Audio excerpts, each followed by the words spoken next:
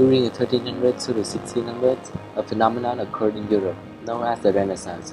European individuals and countries started to recognize their own potential and started to make the impacts on the world. During the process of competing with each other, nations sought opportunities to take their stand. They sailed ships in directions that had never sailed before and reached land that they've never reached. And when they realized that these newly found lands were the perfect resources for their country to grow, they started to colonize the lands, and the age of European colonialism began.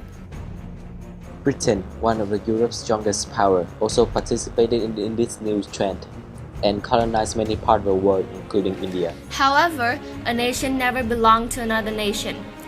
India at last let its voice be heard as it broke away from England and established its own independent nation. The British were attracted to India because of the opportunity it gave in Britain to become powerful. Around the 1600s, British interest in India began when British set up trade posts in Bombay, Madras, and Calcutta. British were under control of the Mongol Empire in India, therefore no move attacking India was made, until the Mongol Empire collapsed and British army crushed an Indian force. Ever since that victory, the East India Company started to control India. Back then, the world was very interested in the British workshop. India supported British with a lot of raw material from its factory. Therefore, India was considered the jewel in the hand, our most valuable British colony.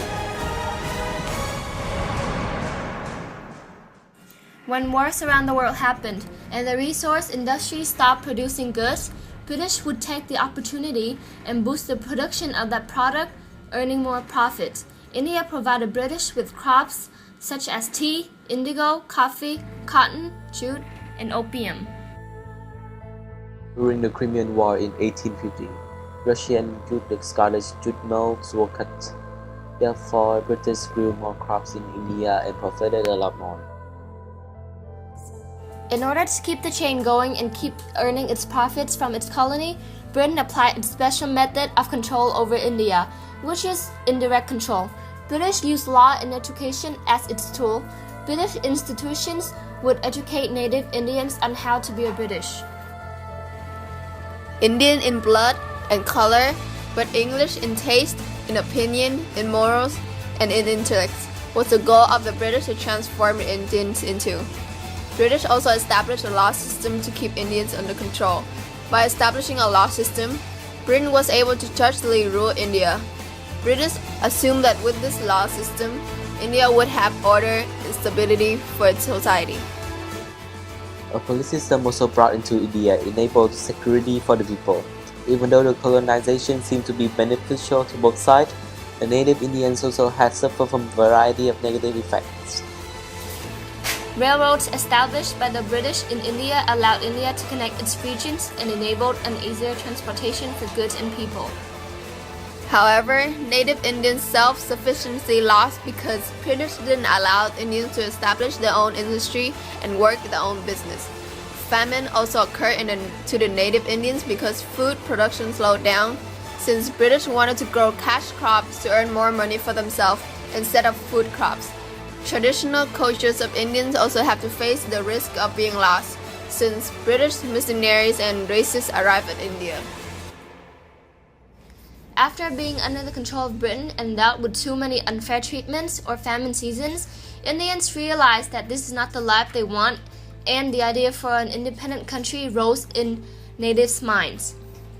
After the World War I, British control over India began to weaken. The idea of nationalism already exists in the colony since the mid-1800s. At the time, the British followed the idea of assimilation and open schools for people of upper Indian social class, but it soon backfired at them. Educated Indians were one of the first to realize and understand capitalism and the importance of it through examples of other nations, and they started to apply their study to India. The World War I was the ignition of the idea of nationalism in India because of British false promise to the soldiers. Indians who signed up to fight for England in the World War I have been told that the reform would take place in the Indian society. But nothing had changed when they come back, and anger filled among the citizens. As the idea of nationalism spread throughout India, people of India, including the Hindus and Muslims, became more united under the same goal. The British was forced to pass out the Rowlatt Act, which allowed officers to jail protesters without trial, and many people were upset because they felt that their rights was violated. In addition to that, the Amritsar massacre, where the British troops opened fire at the unarmed protesters, was a drop too much. Before that, the Sepoy Mutiny also sparked nationalism. When they heard the rumor of beef and pork fat inserted in cartridges had to be bitten off in order to be used, they were outraged, since cows were Hindu sacred animals and Muslim doesn't eat pork. The upheaval against receiving those cartridges rose. However, British imprisoned whoever participated in the refusal of cartridges. The next day, the Sepoy rebelled, and it spread from Delhi to northern and central India. However, this movement, known as the Sepoy Mutiny, failed because of its weak leadership and split between Hindus and Muslims. The strong British army crushed the rebellion after a period of fighting. From that event on, instead of an East India Company, the British government took control of the colony. The Sepoy Mutiny increased the racism attitude toward Indians.